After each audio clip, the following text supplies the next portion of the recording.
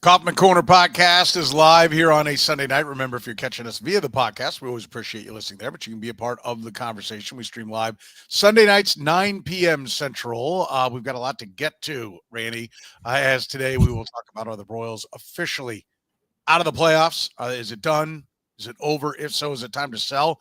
If you're going to sell, do you sell immediately? How about the rumors linking the Cubs to Seth Lugo interest? What players would have value if the Royals do decide to sell? What's the future with Alec Zumwalt? What's wrong with Jac Caglianone? We're answering all these questions in complete and total entirety right here, right now. I don't know. Maybe not. We might not get that far. But still, the Kaufman Corner podcast. You're listening to the Kaufman Corner Podcast, the most in-depth analysis of the Kansas City Royals, breaking down the Royals like no one else can. Kaufman Corner is hosted by Rany Jazayerli and Soren Petro. Rany is a co-founder of Baseball Prospectus, author of Rany on the Royals, and a former columnist for Grantland, The Ringer, and The Athletic. Soren is the award-winning afternoon drive host of the program on Sports Radio 810 WHB in Kansas City. Kaufman Corner is proudly brought to you by David Starnes Allstate Insurance, covering all the important things in your world. Home, business, life, and even the fun stuff as well. Motorcycle, boat, ATV, you name it, get with Dave and he'll have you covered. Give Dave and his crew a call at 816-781-7331. Visit them online or stop into any of their locations, including North Kansas City, Liberty, and Branson, Missouri. Don't put those insurance needs off any longer. Get with Dave today. He'll give you peace of mind for the things in your life most important to you. And now, here are your hosts, Rany Jazayerli and Soren Petro.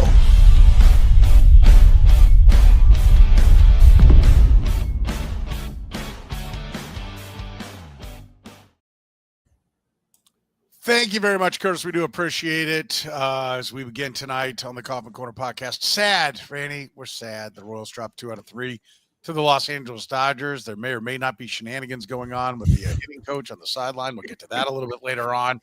But how about it? Are the playoffs officially out of reach? Officially, no. Psychologically, yes. Like I actually looked it up. I was actually surprised. According to Fangraphs, do you want to guess what their algorithmic playoff odds are right now?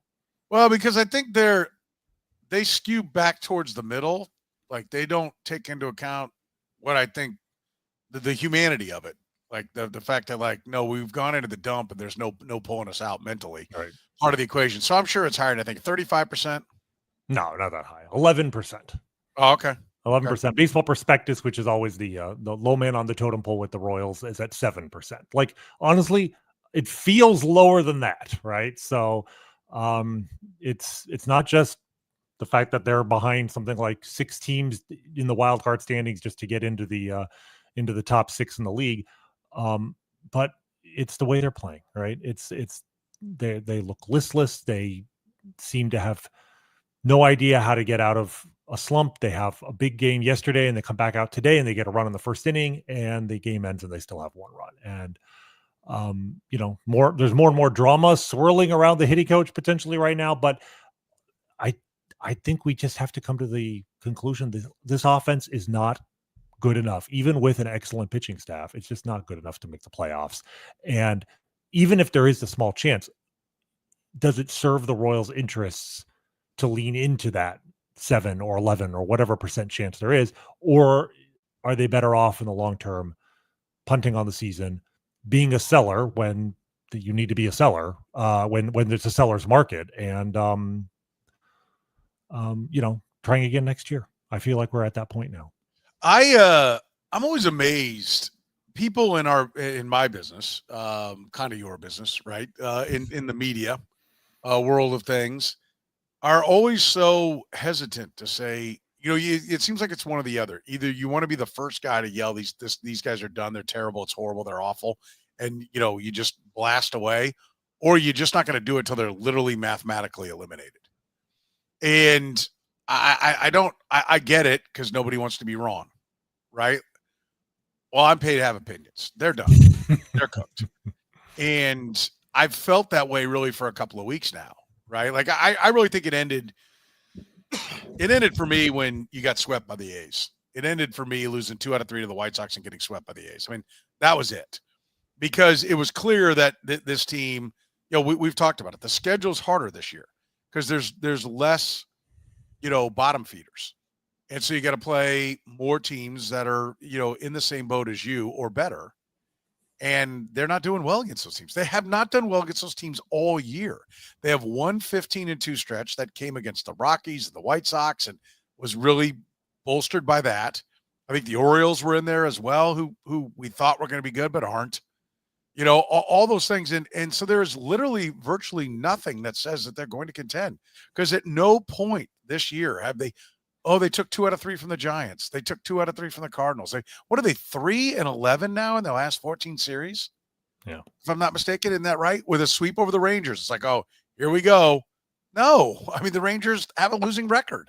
So yes, they're done. I think they've been done for 2 weeks. I think this question is and we're going to get to Alec Zumwalt in a little bit. I don't know how you could create a healthy environment in that clubhouse with the way they're doing things right now. Yeah, I didn't give up as quickly as you did, but if I were to list, are you giving up now? Yeah, well, yes, I think I am, and I think when I look back at the season, what I may pinpoint as the moment really. That I'm like, yeah, it's just not going to work out this year, was actually Friday night against the Dodgers. Okay. They had already, they won 4 in a row last week, and then they immediately turned around and lost 4 in a row going into, or 5 in a row going into the Dodgers series. They got swept by the Rays, but that first game against the Dodgers, after scoring 1 run in 3 games against Tampa Bay, they actually came out a little bit feisty, scored 4 runs, but the Dodgers are really good. They had a 5-4 lead, I think through 5 innings, and the Royals just could not punch through. Bottom of the 9th, they load the bases with 1 out.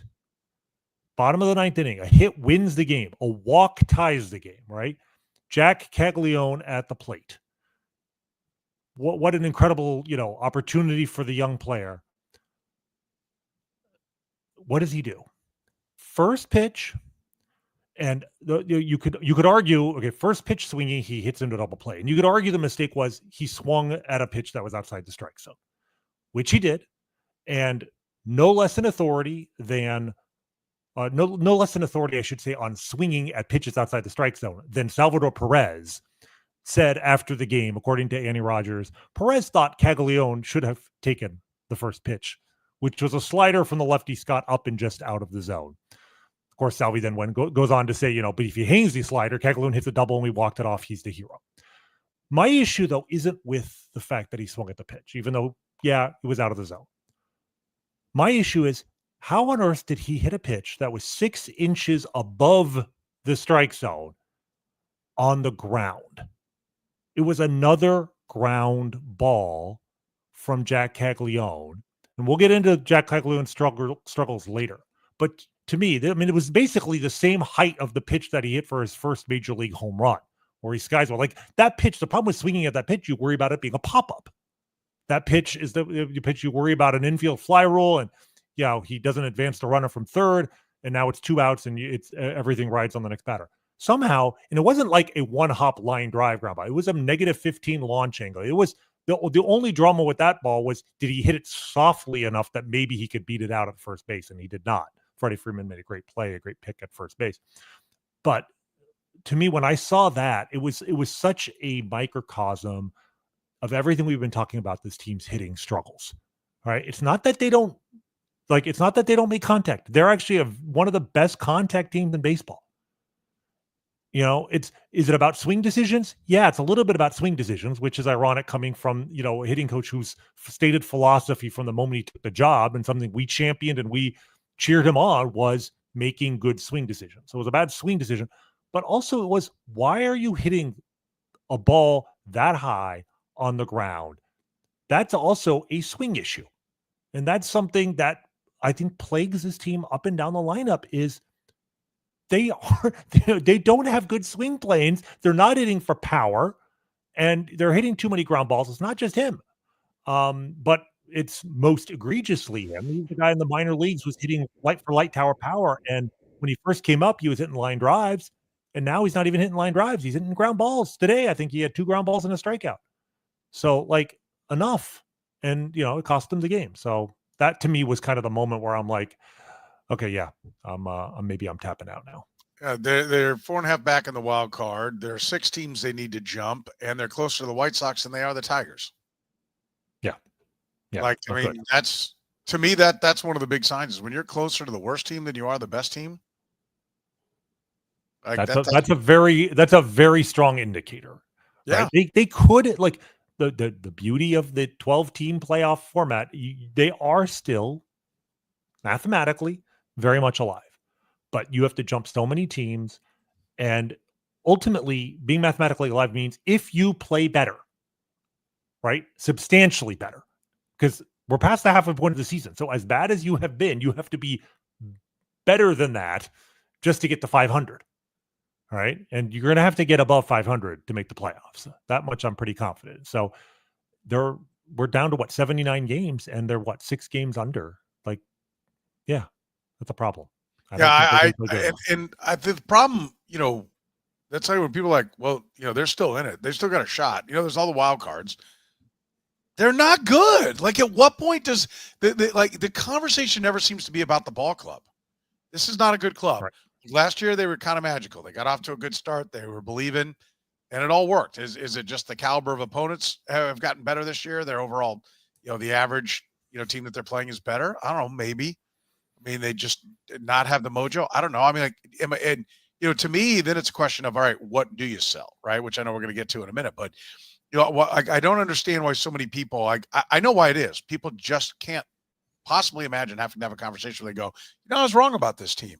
Turns out they were able to dig down and they were able to put it all together and go on a run. I'll do it. I'm hoping I have to do it. Right. But I just don't know how anybody is looking at this. You just either are unwilling to make a prediction or you don't know what you're looking at. If you look at this team and are like, yeah, I think they got a shot. They don't. They don't have a shot. Like, part of the reason why they were supposed to have a shot at the beginning of the year was MJ Melendez was supposed to become a power bat. Right? That immediately went down the toilet. Kyle Isbell will take a step with his hitting. He's now got X number of at-bats. He didn't. Okay? Well, Hunter Renfroe is gone.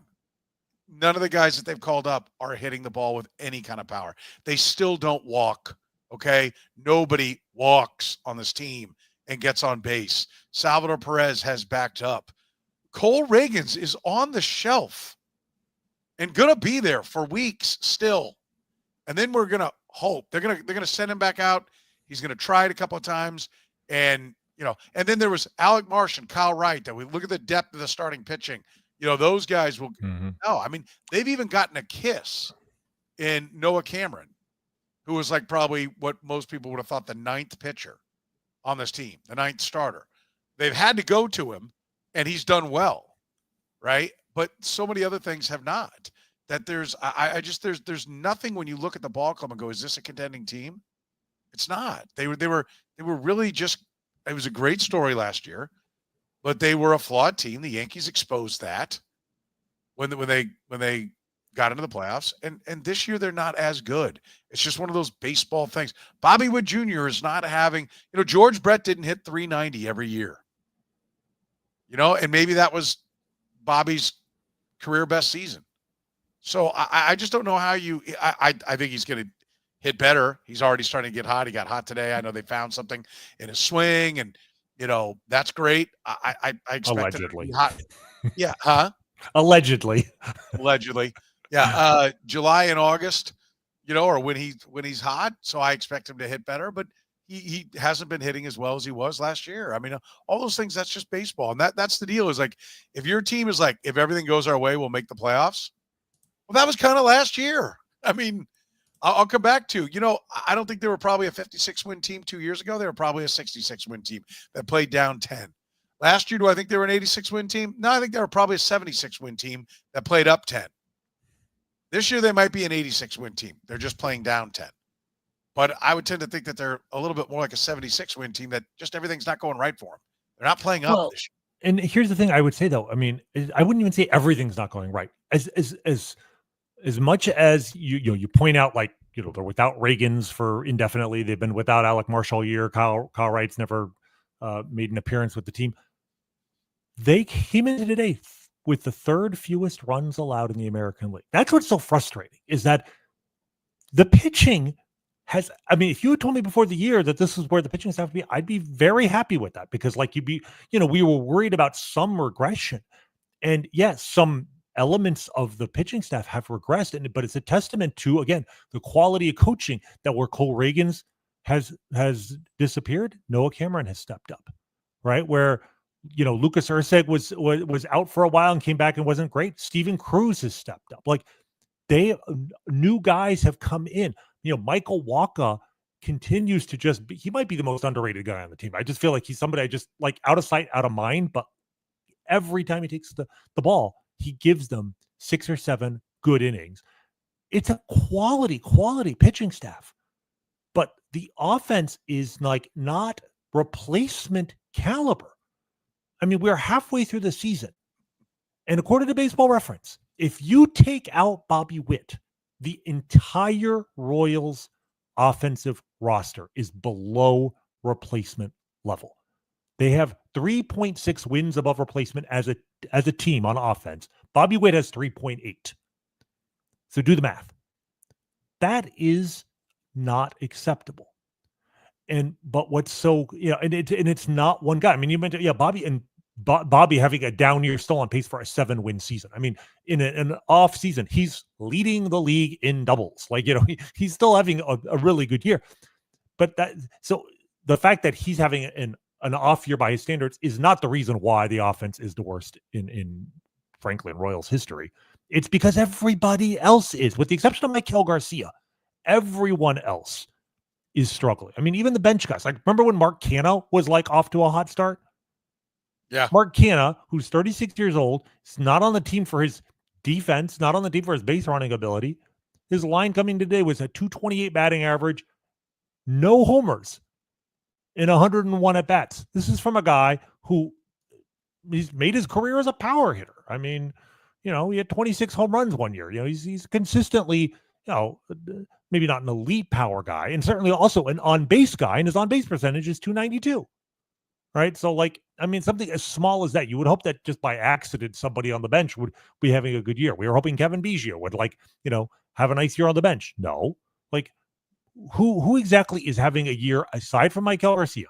The one, and look, all credit, if we're going to, pin all of this on like the hitting coach or whatever, and you want to put Maikel Garcia as a feather in his cap. Absolutely. That's fine. You know who has a feather in the cap for Cal Eldred? Brad Keller had, statistically speaking, the greatest season by a Rule 5 pick, greatest rookie season by a Rule 5 pick ever. It's like, yes, one success story. That doesn't define a coach's ability, right? If we had 5 Maikel Garcias, we wouldn't be having this discussion. We'd be praising the job that the Royals coaching staff is doing on offense. But if you had 3, we wouldn't be complaining. You have 1, and everybody else is a disaster. And that's, at the same time that we're acknowledging we need to move on and that the season is probably over and that they need to start selling. If we also want to drill down to the root of the problem, it's not hard to find. Let's put the pitching staff aside and let's really drill down to what the root of the problem is, and that's the offense. All right, we'll talk about whether or not the Royals should sell immediately right after you hear from our friends at David Starnes Allstate Insurance. David Starnes Allstate Insurance, serving the Kansas City area and all throughout the Midwest. With David Starnes Allstate, it's not just about fender benders. Beyond traditional safeguards, enjoy perks like roadside assistance for unexpected breakdowns, transportation expense coverage when your car is in the shop, auto replacement protection to keep you on the road in style, and much more. You can give Dave and his crew a call at 816-781-7331. Visit them online or stop into any of their locations, including North Kansas City, Liberty, and Branson, Missouri. David Starnes, Allstate Insurance. Northland Injury Law, Kansas City's Google 5-star rated personal injury lawyers, serving KC for more than 40 years, voted Kansas City's #1 accident lawyers, helping people with serious injuries from car accidents, work accidents, falls, and other personal injuries. Northland Injury Law doesn't get paid unless they get money for their client. Don't wait, get compensated now. If you have a case, text HURT to 22222. That's HURT to 22222, or call 816-400-HURT. That's 816-400 4878. The choice of a lawyer is an important one and should not be based solely upon advertisements. All right, should they be selling and selling right away, Rany? I've reached the point now where I would say that they absolutely should be actively exploring the market to sell, right? Like tomorrow is, not coincidentally, the 2-year anniversary of J.J. Piccolo's finest move, the Cole Reagans trade, right? At the time known as the Aroldis Chapman trade. Now we know it as the Cole Reagans trade. That's a good thing. So there is absolutely an opportunity not only to be a seller in a market which I think is going to favor the seller, because there are so many teams that are still at least nominally in the race, that you're going to have more buyers and sellers. The Royals, if they switch sides, have an opportunity to get good value for their players, but also jumping the market, as he proved 2 years ago with the Cole Reagans trade. The opportunity for the new team to get a player for an additional month has real value, and they're likely to pay extra for that.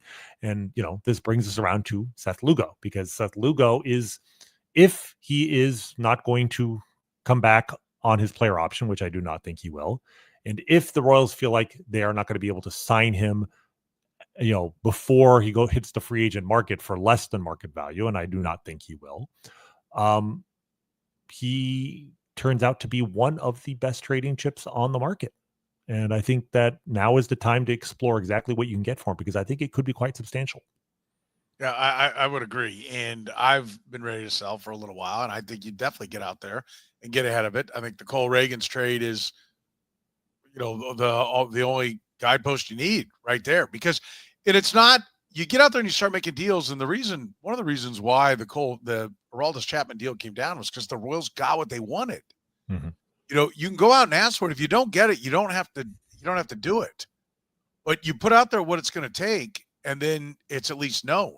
Who knows? Did the Royals ask one time and they got what it was? I know Cole Reagans was a sticking point, that the Rangers did like him and talking with people, and that they even said something to the effect of, like, we really hate having to give him up.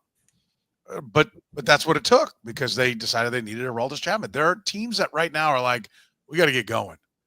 And if you're ready to talk to them, you can be the one to supply them what they need. And if it's the last piece of the puzzle, or it's the just exactly what they want, then you're more likely to get your price. I mean, I get this, like, wouldn't you rather wait and see who all's in? And like, well, no, some of these teams that are in now aren't going to be in later. Right. So, like, there are more teams that are thinking they're in it. And if you have what it is they want, if Seth Lugo is exactly, and I would think everybody would be interested in Seth Lugo, then you've got an opportunity to get the most back, in a deal. Like, especially if he's the only pitcher that's definitively on the market.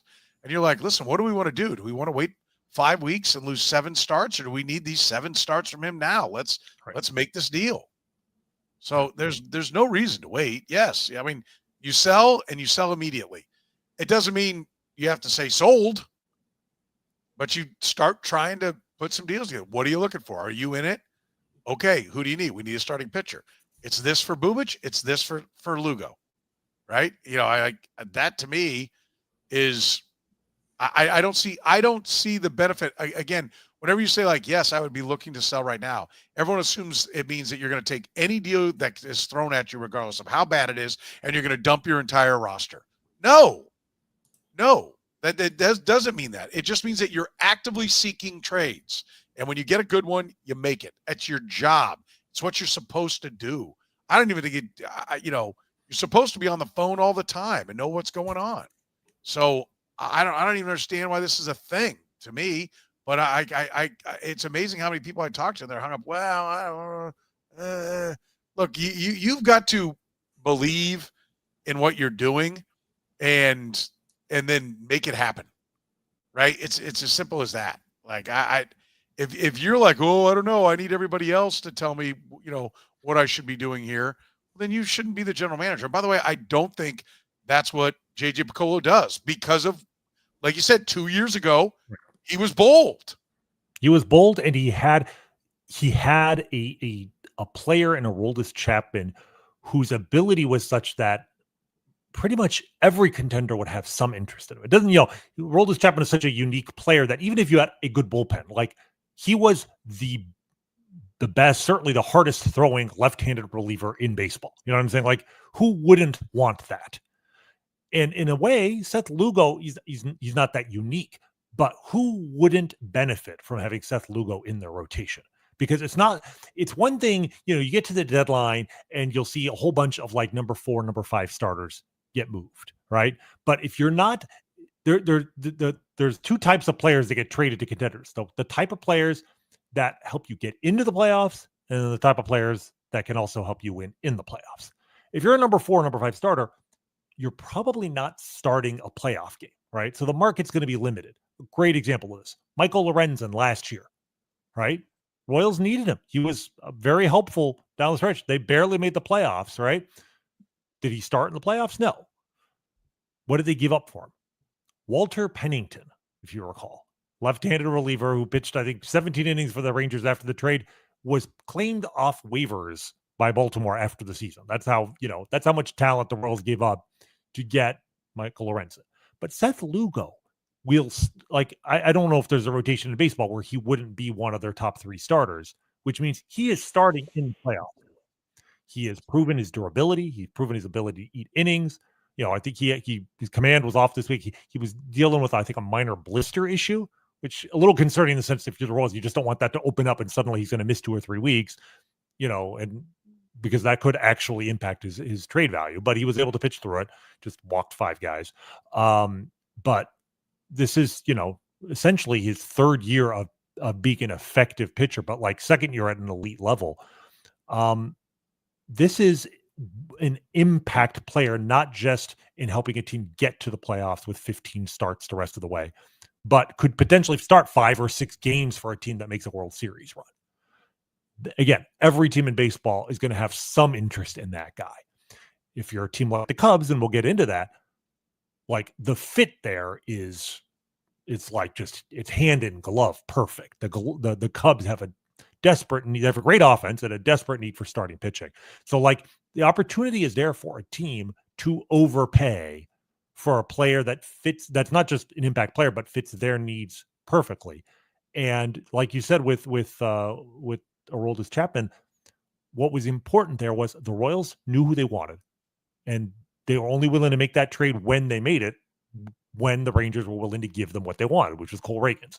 And credit to the Royals for targeting a guy who, brilliantly, they figured they could improve overnight, and they did, and then getting their price. So yeah, are we saying trade Seth Lugo between now and his next start? Not necessarily, but figure out what you want, be greedy, right? And if you get what you want, don't hesitate, pull the trigger.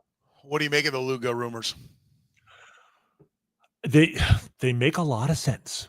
All right. So the rumor, just officially here, I'm going to read this from Matthew Trueblood, who's been a baseball blogger for many years, and I have no reason not to trust him. He's a good guy. This is from NorthsideBaseball.com. The Chicago Cubs and the Kansas City Royals, this is from Friday, by the way, had discussions this week about a trade that could send right-handed starter Seth Lugo to the Northsiders.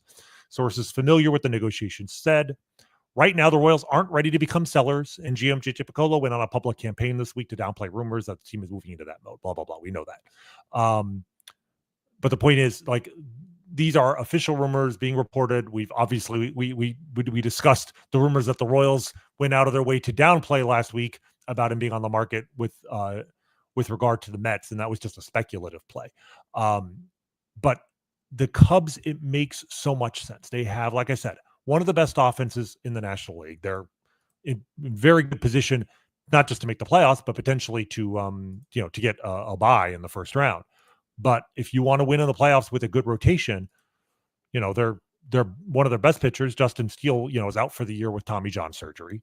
Their best starter is Matthew Boyd. I'm not sure how sustainable that is. Shota Imanaga has been kind of, he's been effective when healthy, but hasn't always been healthy. And the rest of their rotation is frankly a disaster. So they really could use, another starting pitcher. And at the same time, their farm system, just as good as their offense is in the major league, their farm system is flush with like hitting prospects. So it just feels to me like there is, a really good fit here.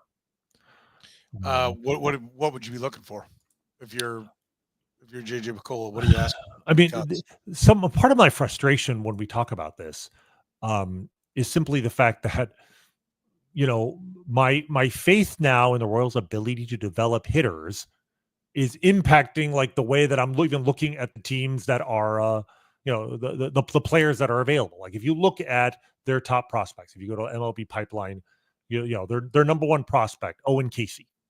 He's an outfielder.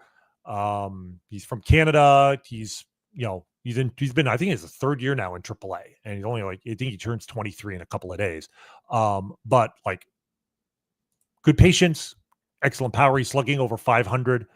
My concern with him is his strikeout rate is like 35% or higher. I mean, he's got a Caglianone offensive profile, but with a lot more strikeouts. And I mean, I'd love to have him. He's their number one prospect. I think asking for him is probably a really tough ask, but at this point, I'm concerned that he comes to an organization like the Royals, the way that Royals teach hitting right now.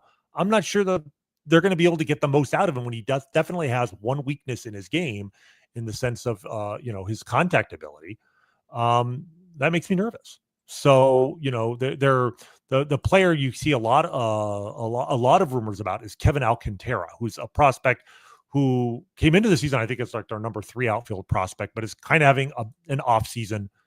He's 22, 23 years old, and his numbers have kind of regressed. And I'm just, I've been shaking my head here. No, they have to get people who hit the ball over the wall. That's what I'm saying. I don't have the faith that they're people like, well, he's tall and athletic. And I'm like, I don't have faith in this organization to turn this player who's struggling to adjust as a Cubs prospect and turn him into a hitter at the major league level. Like this is my concern right now. Yeah. So I share what you're saying. It's like, they have good players, good raw prospects. Do I trust not just Alec Zumwalt, but all the hitting coaches in this organization right now when they haven't shown much ability to turn raw hitting talent in the minor league level into refined major league talent?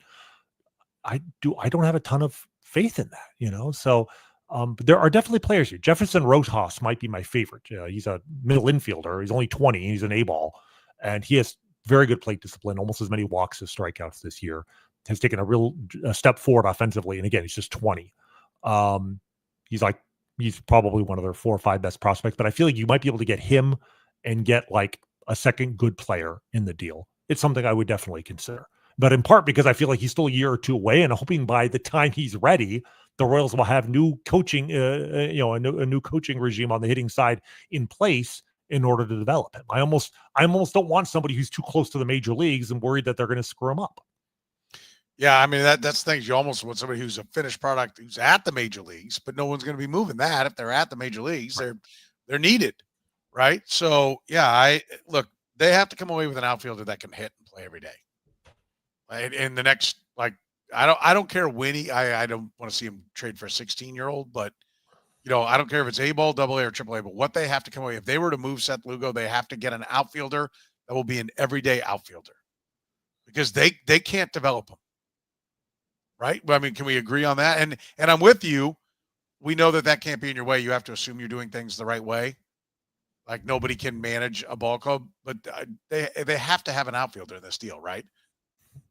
I think so. I mean, I think at the very least, well, part of it is I think you need to get 2 prospects. I don't know if you're going to get a top 100 prospect necessarily. You might get someone close, but if you can get 2 of the Cubs' top 6 or 7 prospects, one of those guys has to be an outfielder. I would disagree. I think Seth Lugo will be the best starting pitcher on the market. And so there should be a bidding war. If the Cubs have interest, all you got to do is talk to everybody else in the National League and be like, listen, we've got real offers on the table. Do you want to see this guy in the playoffs? Or do you want to see him pitch for you? Let's go. I think this is and for some teams, not having any control will be a problem. But for other teams, it's exactly what they want. It's a guy who can start for you in the playoffs, and you're not bogged down with cash. So to me, he's the perfect guy for any of the mid-market teams, the small to mid-market teams that need pitching. He is the perfect target. So you should be able to get a bidding war for Seth Lugo. Would you trade him straight up for Owen Casey? Keep in mind, Owen Casey is a consensus top 100 prospect coming into the season, and his numbers have not dropped at all this year. I mean, OBP the last 3 years in the minor leagues, 398, 375, 372. His slugging average is 519, 472, 504. Like he is what he is, but his strikeout rates year after year. I mean, he struck out 156 times last year, 164 times the year before that. Like there's a lot of swing and miss here, but the raw skills are here for this guy. And he's a left-handed hitter who can play either corner or outfield spot. Like if you hit on him, he is, I'm not going to say, he's a poor man's Kyle Tucker. Like he's a, potential 250 hitter with 30 home runs and 80 walks. Yeah. I would do it. I would do it. I think I would. But with this, the caveat that I really hope they bring in some coaching that helps him get over that hurdle of like swing and miss, because and doesn't turn him into a ground ball hitter like they seem to have done with Jac Caglianone. I mean, that is, it is. And they've got to figure that out, whether they trade for him or not. Yeah. Right. So you're right. Not bringing in anyone, Cassie or anybody, doesn't change what they have to get done. Yeah. Can we agree on that? That's fair. I mean, I'm just so frustrated. It's like, there's a lot of tasty players in that Cubs organization. And I'm just like, it's just a sign of my despondence at the state of hitting instruction in this organization right now, that I'm just like, well, they'll find a way to screw that up. But you have to try, and you hope. Like they made such a 180 with the pitching side overnight in one off season, right? That we have to hope that they can do that again this winter, and that they come out next year and everything's fixed. Randy mentioned tasty prospects. How about tasty burgers? You can get them right now at Whataburger. Your favorites are back. Kansas City now for a limited time at all your KC Whataburger locations. Get the Pico de Gallo burger, 2 large beef patties, 2 slices of pepper jack cheese, Pico de Gallo, and creamy cilantro lime. How about the sweet and spicy bacon burger, 2 large beef patties, American and Monterey Jack cheese, bacon, grilled onions, and topped with sweet and spicy pepper sauce. Or grab the patty melt. Even the honey barbecue chicken strip sandwich. They're all perfect with the Whataburger banana pudding shake. Remember, Whataburger's open 24 hours a day. Breakfast served 11p to 11a. And don't forget, you can get all your Whataburger favorites and more by downloading the Whataburger app with the QR code. Whataburger, proud sponsor of the Kaufman Corner podcast. Gann Asphalt and Concrete, proudly serving the greater Kansas City area. Nationally recognized full-service paving and pavement maintenance contractor. Locally owned and making parking lot problems disappear in Kansas City since 1994. Let Gann educate you about the most cost-effective way to solve your parking lot problems. With free consultations, no commissions, in-house crews, and every project comes with a written warranty, Gann Asphalt keeps your parking lot safer and helps you and your business avoid unnecessary delays and costly expenses. Find Gann online at GannAsphalt.com or call 816-484-3338. Gann Asphalt and Concrete. One contractor, all things parking lot. All right, let's talk about what players have value in a sale. We can't see rules. Obviously, Seth Lugo does. Which ones have value? Which ones are you not willing to sell? Well, so we know Bobby Witt Jr. has value, right? So we don't need to say, but you're not going to trade Bobby Witt Jr. Right. I mean, look, basically on the hitting side, there's no, I don't see anybody you really, the only players that have value, obviously Bobby, Vinny. Would you trade Vinny? It's a weird fit mid-season for a guy with multiple years of service time who doesn't play like a premium position to try and get a match there. I mean, I'll listen to offers, but I don't know if I'm actively shopping him. Yeah, I'd listen to offers, but I'm definitely not shopping him because, we talked about this. He's the go-to guy in the clubhouse as well. He answers all the questions. Yeah, no. I think his value is beyond his ability on the field. It is beyond his ability. It's his connections in the clubhouse. He's buddies with Bobby Witt Jr., but also he is the guy that stands there and answers all the questions. And if you take him out, somebody else has to. And Bobby Witt Jr., I don't think he'll ever have a problem with it because he's just like, yeah, looking forward to playing the game. Yeah, it's tough one out there. Just got to put it out of our mind and come back. Like he's had the back of the bus talk with his dad, the Crash Davis talk on what to do, and he's impenetrable. So he would be fine. But everybody else would then suddenly have to start answering more questions. And some of them I don't know how they do. And so just for the chemistry of the clubhouse, everybody gathers around Vinny. Vinny gives good, thoughtful answers. and all the reporters can go write their story. But when he's not there, then everybody's got to start, and nobody gives a good answer. Then you got to ask the next guy, the next guy, the next guy.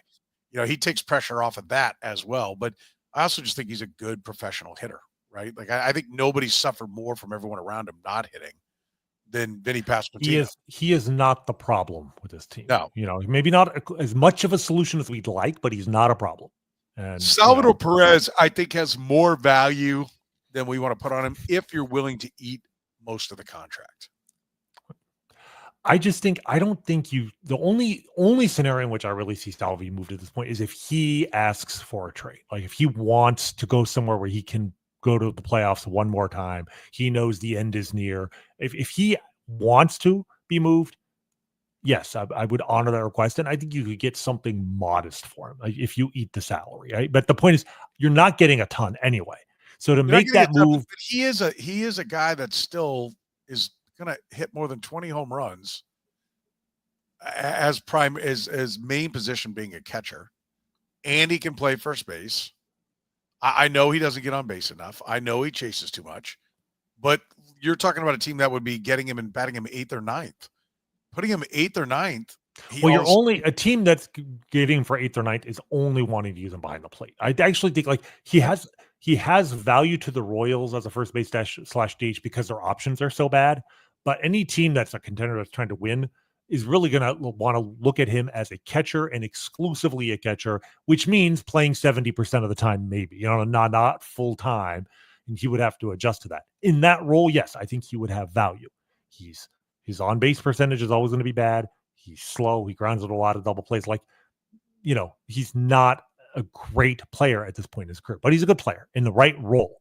The problem with I think the Royals are not doing him any favors in the sense of his statistical value, I should say, the way they use him. But he has more value to the Royals than like his wins above replacement would say, because he's dinged for being a first baseman or a DH, and he's not hitting as well as you want from that position. But he's doing it because the Royals don't have better options, and they have Freddie Fermin, and Salvi's a team player. But if he gets moved, I think it's to a team that just wants him as a catcher. But I just don't to do that unless he asks for it. I just feel like, yeah, maybe he's not the go-to guy for interviews, but he has been the fulcrum of that clubhouse for 14 years now.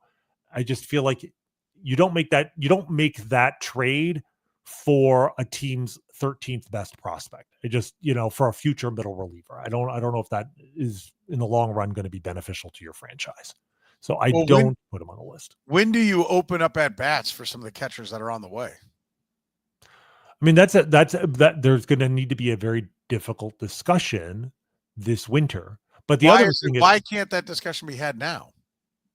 You could have it now, but frankly, if you want to go that route, I think Freddie Fermin has more value in a trade than Salvador Perez, because you're going to get him for several years. He's he has been better this season than Salvador Perez. Whether he's truly a better player, I'm not sure, but I think his range of talents, his defense, including catcher / second baseman. Exactly. I mean, that was kind of a cool little thing. I mean, yes, it was a unique circumstance. If you're not familiar with it, Jonathan India wasn't looking cool when you started thinking it was going to be 9-9. Yeah, well, through no fault of his own. They put him in there with Sam Long. But on Saturday, in the 9th inning, they brought in Sam Long as the human victory cigar with the 8-run lead. But then Jonathan India was dizzy from the heat, I think. And because they had just brought Long into the game, literally he had to pitch. They couldn't move Bobby Witt off of DH onto the field. So really the only option they had was to bring in Freddie Fermin. He was game. He said, I'll play second base. With an 8-run lead with 3 outs to go, what could go wrong? Well, only 4 of those 8 runs scored. So, but yeah, I mean, the point is Freddie Fermin, I think Freddie Fermin has, we've talked about this before, as kind of a sneaky underrated trade value guy for this organization, because he is too good to be a backup catcher. He's not good enough maybe to be an everyday catcher. He's sort of in that middle range, but for a team that needs 300 plate appearances, good defense, team guy, good bunter, he does all these little things, and he's cheap, right? I mean, is he even arbitration eligible next year? I think he will be next year.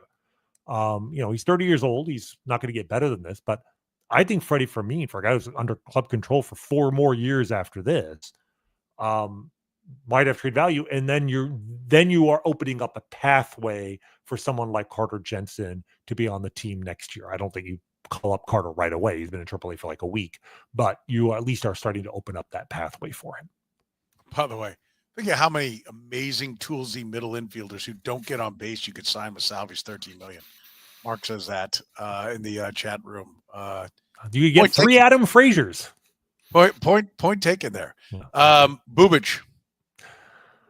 So obviously, with Bubic, the number one priority would be trying to get him signed to a long-term deal.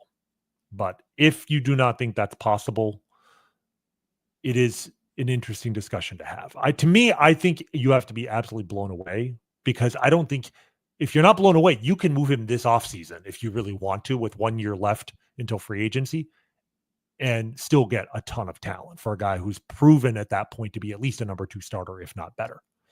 So Bubic to me is, you let people know we'll take offers on him, but I don't know if you actively shop him the way you're shopping someone like Seth Lugo. To me, the interesting question would be, is there a reliever on this team that you might put out there? I think about what the Royals did in the other direction last year, where they got Lucas Erceg and they gave up 3 prospects. I think they made an amazing deal. I don't know what the A's were seeing in Mason Barnett, who was the headliner in that deal and has not pitched at all well in the minor leagues this year. But the Royals got Lucas Erceg for 5 years in that deal. But what if you put Steven Cruz on the market the other way? Because he's under club control for 5 years. He's a, quality back of the bullpen guy right now. He's a guy who could, even for a contender, would pitch the 7th inning, if not the 8th or 9th. And you're getting him for years. Could you get a package of prospects for that guy coming from an organization which the one thing we are all in agreement they do well right now is they're developing pitching? I have faith if they move Steven Cruz, they'll come up with a reasonable Steven Cruz clone in a year or so. So, why not? It's like what the Rays would do for so long. We talk about the Raysification of this team, at least on the pitching side. The Rays would take an unheralded pitcher, unheralded prospect, turn him into a quality major league pitcher out of the bullpen, and then sell him, and then just do it all over again and replenish. Sometimes they would replenish their offensive roster with the pitchers that they were trading away. That they had this one incredible ability to create pitchers and then sell them. Maybe the Royals could get in on that racket as well. I wonder a little bit the way Maikel Garcia is playing. Do you shop Jonathan India? You need him to get a little hotter to maximize his value, but I also think there's somebody, who's to say that whatever's going wrong with all the other hitters hasn't infected Jonathan India, and there isn't an organization out there looking at him going, well, here's his problem. We can fix that in about 5 minutes. Yep. No, I agree. If you can get value, my concern is the way he's hitting is kind of evaporated his value. If he were hitting like he did in Cincinnati, I think he would be a great player to move. I just worry that, his raw numbers are going to suppress his value. And if a team does pick him up, they're going to fix him. And we're all going to be like, man, the Royals were so dumb to let that guy go and not fix him themselves in 3 months. But yes, he's a player. Like if I were an opposing team looking at the Royals roster and trying to find undervalued assets, taking a gamble that I can fix Jonathan India, who's, had a decent OBP for 4 years and has just kind of fallen apart this year. Yeah, I think he'd be a good get for a contender. What do we make of Alec Zumwalt and where things sit? Allegedly reached out, DM'd a KU basketball blogger on Twitter. Certainly looks like what it would look like had he DM'd him, right? The screenshots that are out there. Then also people, suggesting that perhaps, again, this is all alleged, that he had a burner account. They rattled off the names. Turns out the handful of people that the account was following were all minor league teammates of his, I guess. And then as soon as it was exposed, the account was deleted. It's all alleged. It's all alleged. No fire, tons of smoke. What do we like? I mean, on this show, like from the time we went live almost 4 years ago now, until the end of the 2022 season, I guess it was just the whole underlying current of the show was, when are the Royals going to wake up and realize that Cal Eldred has to go, right? And by the time, Dayton Moore never realized it, and ultimately was the demise of Dayton Moore as general manager. I hate to say it, but I'm starting to get a Cal Eldred vibe with not just the performance here. And again, I don't know Alec Zumwalt. I was supportive of him being hired in the first place. Like, we championed him being hired because he had new ideas for an organization that was bereft of them. He did good work in the minor leagues. We were excited to see what he could do. This is nothing personal, but the results have never been borne out. They have even last year when, yes, they were sixth in the league in runs scored, they had an unsustainably fluky performance with runners in scoring position. Their underlying metrics never supported that they were an above average offense. And this year, just like in 2022, when Cal Eldred, the season that finally got him fired, like the Royals had like a historically bad pitching staff. This is a historically bad offense. It's the worst runs per game by like half a run of any Royals team in the history of the franchise. Right? This is not just a bad offense. A bad offense they could manage with. This is historically bad. In a season with high expectations, where they put in resources on the offensive side, like acquiring Jonathan India to improve upon what they did last year. So on the one hand, there's the performance, which is utterly unacceptable. And then there's this, combine that with this kind of head in the sand denialism that, there's nothing to see here. You might as well just have Leslie Nielsen standing in front of Kauffman Stadium. There's nothing to see here. Please disperse as the fireworks are going off, exploding, the stadium behind them. Like, and then you throw in this kind of off-field shenanigans stuff. It's not a good look. And it just, with Cal Eldred, the inevitability of it was what was so sad. It was like, look, this is obviously not going to end well. So, if it's not going to end well, at least end it soon. And they didn't end it soon, and it just got worse. And I worry here that I don't think the Royals are doing anybody a service, not their hitters, not Alec Zumwalt, frankly, by kind of letting this just fester, because it's not heading in the right direction. I feel like it's getting worse. And I feel like they've wasted a very promising season with legitimate playoff expectations, which in retrospect, if they just had a decent offense, would have been met. These were not unrealistic expectations. The pitching has done everything it was supposed to do. So they have wasted a very, intriguing season with stubbornness. And, the sooner they move on, I think the better it's just going to be for all parties involved. Listen, they're last in runs scored. They fell to last, but there was kind of like, well, but in the runs per game, the Pirates are definitely better now. You're last. You're behind the White Sox. I mean, if they go all year with Alex Zumwalt, they make a change in the offseason, fine.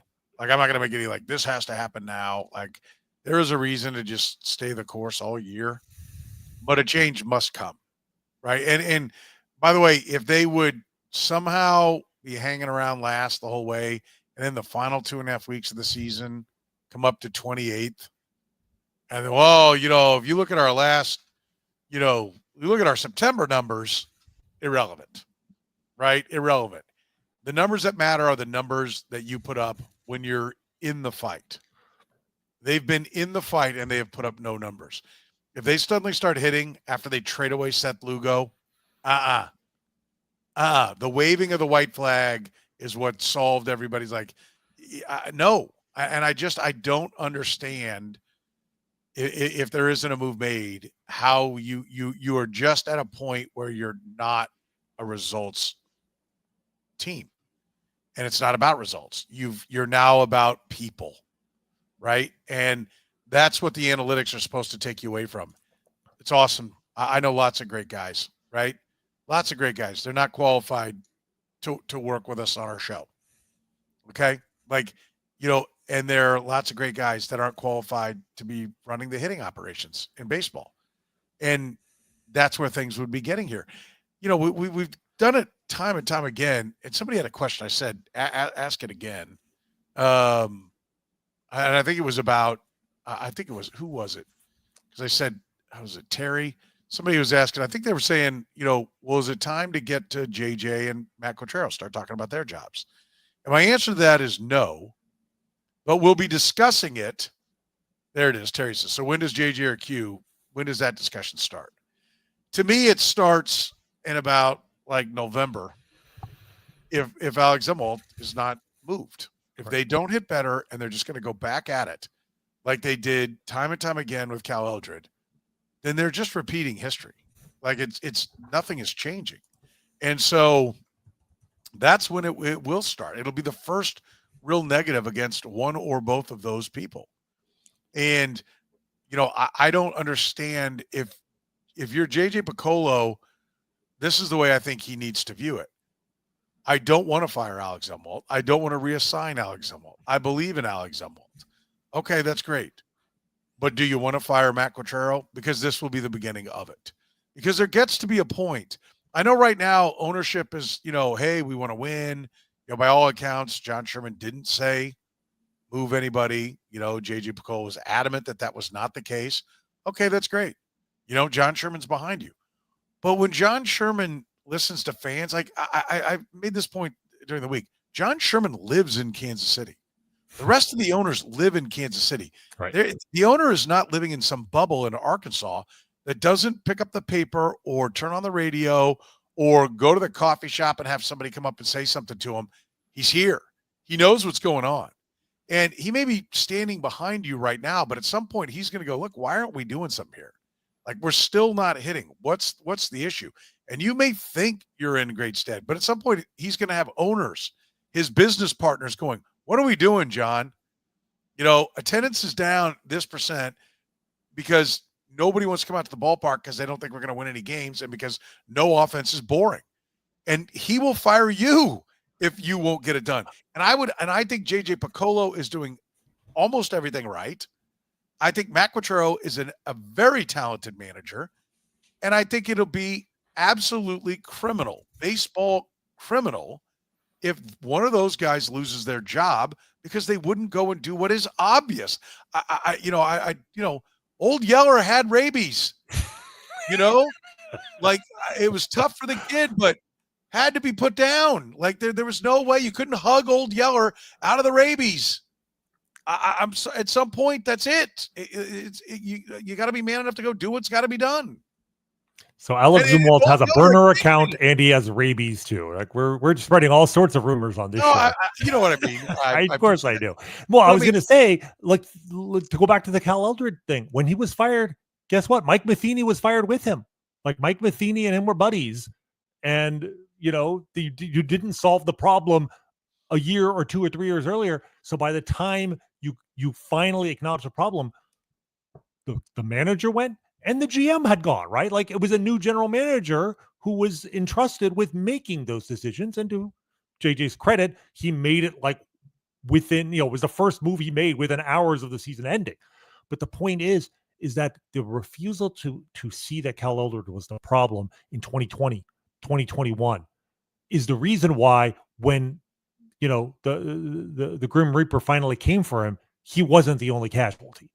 And so what you're saying is true. It's like, the sooner you realize that this is a problem, the more you can contain the damage from the problem. If you don't, it's going to get worse.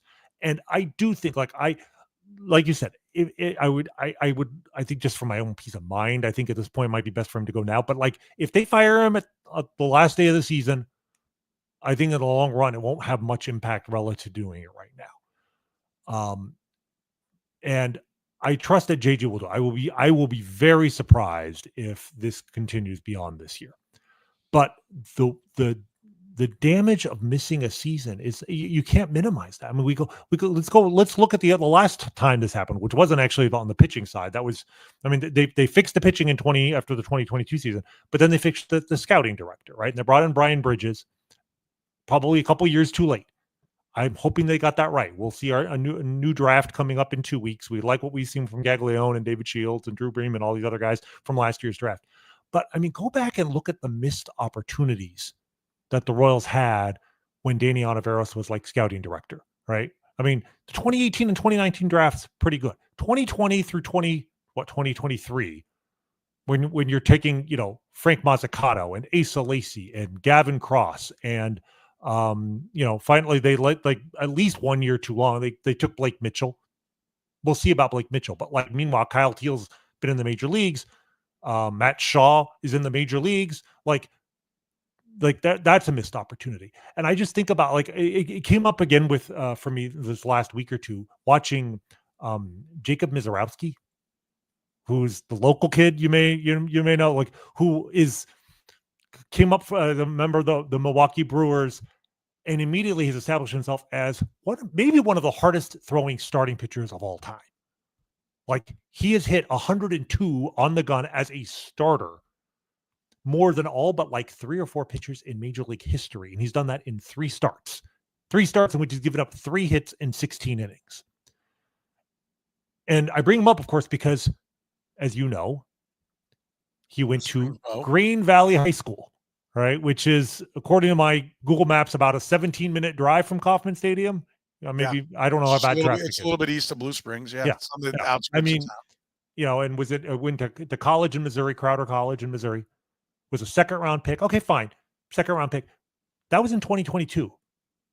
Nobody wanted to take him in the first 10 picks, but the Royals took Gavin Cross. Fine. Okay, so maybe he wasn't you're not going to blame them for not taking him in the top 10 picks. But he was still available with their second pick. They took Caden Wallace. All right? And to the Royals' credit, the Royals have focused a lot on local kids. And obviously Noah Cameron is, the local kid made good. Carter Jensen's a local kid. But they were, they were drafting a lot of guys from local. Ben Kudrna, right? Local kid. I'm just Jacob Mizorowski throws 102. And, this is the point, is that you don't get a second chance to revisit that draft. Once that opportunity is gone, it's gone for good. You'll get new opportunities, but you don't get to go back and replay old opportunities. And unfortunately, the Royals will never get a chance to replay the 2025 season if they had Kevin Seitzer as their hitting coach. All right. It's funny because as much as we talk about Kevin Seitzer, he's not even the only, longtime Royals player turned Royals coach who the organization let go and has turned into an incredibly successful hitting coach. Kevin Long, right? You know who Kevin Long is? Kevin Long, he is currently the hitting coach for the Philadelphia Phillies. Okay. Kevin Long, I don't know why I'm bringing this up now, but I think it's a worthwhile thing. I think people forget about this. Kevin Long was a draft pick of the Kansas City Royals in 1989, played 8 years in the Royals minor league system as a hitter, not particularly good. Retired, became a coach, worked his way up the system, was, I believe, the AAA hitting coach as late as 2001, 2002. And again, these sins go back a quarter century. The Royals did not get the major league job, so he left the organization to go work as the Yankees AAA hitting coach. 3 years later, was promoted and was the hitting coach for the New York Yankees from 2007 to 2014, when they had elite offenses. Moved on from there. Literally, he went to the Washington Nationals. They won a World Series. He's had tremendous success. It's just I'm just throwing everything against the wall right now. Kevin Long is not on this current administration, but the point is there are two, and he's currently the hitting coach for the Phillies. 2 of the best hitting coaches in baseball have Kansas City ties, and they just let them go. But the thing with Seitzer, of course, is he's from he lives in the area. They missed that opportunity. I don't know if they'll get that opportunity again, but they'll never have the opportunity to play 2025 again. And unfortunately, I think it's potentially cost them a playoff spot. Yeah, it's been rough. It's been hard to watch, and they're in the get it right business. Like you said, I think you can make a strong case for it happening now, and I think there are reasons to do it now. But if if you stay the course, and it's got to be a really big one. Otherwise, you're just making the move at the end of the year. I don't see anything else changing, right? Do you? Yeah. No, I don't. I don't know if Sam McDowell had a great column in the Star this week talking about the breaking down the Royal struggles and how basically they swing less on the first pitch of an at-bat than every other team in the American League. And at the same time, they're last in walks. You know what I mean? And the most damage you do is on that first pitch. So somehow, again, it comes back to swing decisions, which was the platform. If he was a political candidate, Alec Zumwalt, his candidacy was based on a platform of good swing decisions.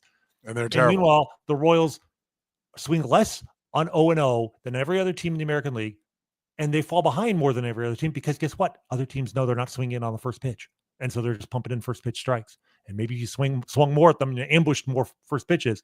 I can't believe I'm saying this about our Royals team, but like maybe they should swing at the first pitch more. But that's where we are now. So it's not just the performance; it's also like the way they're arriving at that performance. I just feel like the offense is broken, and I don't know if it can be fixed without major changes to their philosophy, unfortunately. You can support the Coffin Corner podcast by supporting our great sponsors like David Starnes, Allstate Insurance. Give David and his crew a call at 816-781-7331. All your insurance needs, all under one roof. David Starnes, Allstate Insurance. Our friends at Gann Asphalt and Concrete with consultations, free consultations, no commissions. In-house Prues, a warranty. Comes written warranty with every project. Gann Asphalt keeps your parking lot safer, helps you and your business avoid unnecessary delays and costly expenses. Find them online at GannAsphalt.com. One contractor, all things parking lot, Gann Asphalt and Concrete. By our friends at Northland Injury Law, Kansas City's Google 5-star rated personal injury lawyers, serving KC for more than 40 years and voted the number one accident lawyers in Kansas City. If you have a case, if you've been hurt in an accident, text HURT to 22222. That's HURT, H-U-R-T, to 22222, or call 816-400-HURT. And if you are hungry and looking for something tasty now for a limited time, Whataburger's got your favorites back. Get the Pico de Gallo burger, the sweet and spicy bacon burger, the patty melt, my personal favorite, the honey barbecue chicken strip sandwich. They're all available right now at Whataburger. Wash it all down with a banana pudding shake. Remember, they're open 24 hours, so you can get there, serving breakfast 11 p to 11 a. For the good Dr. Rany Jazayerli, I'm Soren Petro saying thank you very much for joining us here on the Kaufman Corner podcast.